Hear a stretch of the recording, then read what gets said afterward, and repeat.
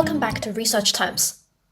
In this video, we'll explore the second analysis mode in the term level analysis tab, clustering with sentence embeddings.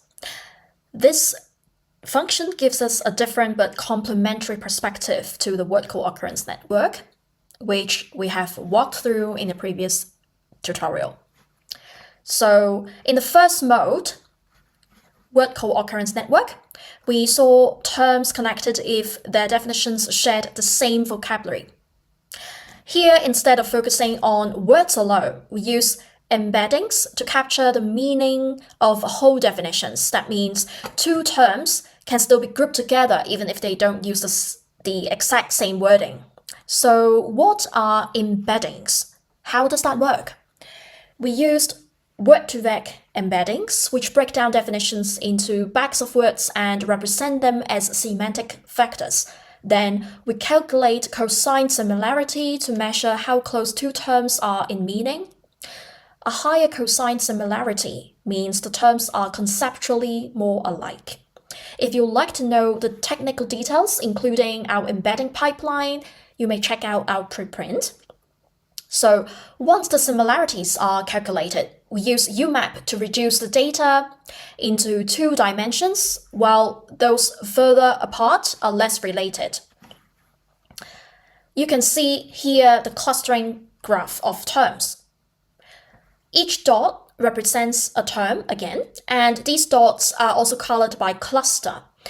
Each color represents a broader conceptual group. For example, we have data sharing and computational tools. We have open science and collaborative practices, etc. More details can be found in our preprint. On the left, you can select a term to highlight in the graph. In this example, again, I chose meta-analysis. The term or the dot representing meta-analysis is now circled in black. If you hover over any dot, you'll see the term's name and the cluster it belongs to.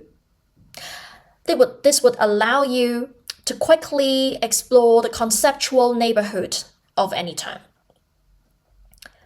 Below the graph, there's a table showing the terms most similar to meta-analysis ranked by cosine similarity. For example, publish or perish and sensitive research appear near the top, even though they might not share many exact words with meta-analysis. Their definitions are semantically close in our embedding space. But these numbers should always be interpreted with caution, and we should always check the relative closeness in the dataset. These numbers are always relative, right? If you just look at the numbers per se, it might not mean anything.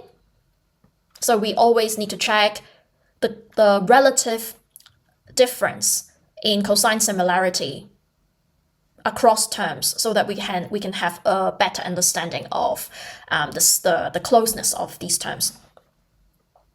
So how could this be useful in practice? Let's say you're writing a paper and want to situate meta-analysis within a broader context. The clustering view shows you which terms are most conceptually related, not just by shared words, but by meaning.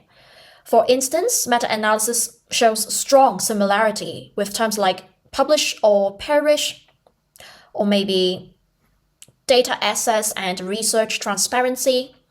This may indicate that in certain sources or definitions, meta-analysis is discussed alongside issues of research transparency or publication practices. By exploring this perspective, you can see whether meta-analysis is treated narrowly as a statistical method or more broadly as part of open science and reproducibility debates. Together, this embedding-based clustering and the word co-occurrence network provide complementary insights.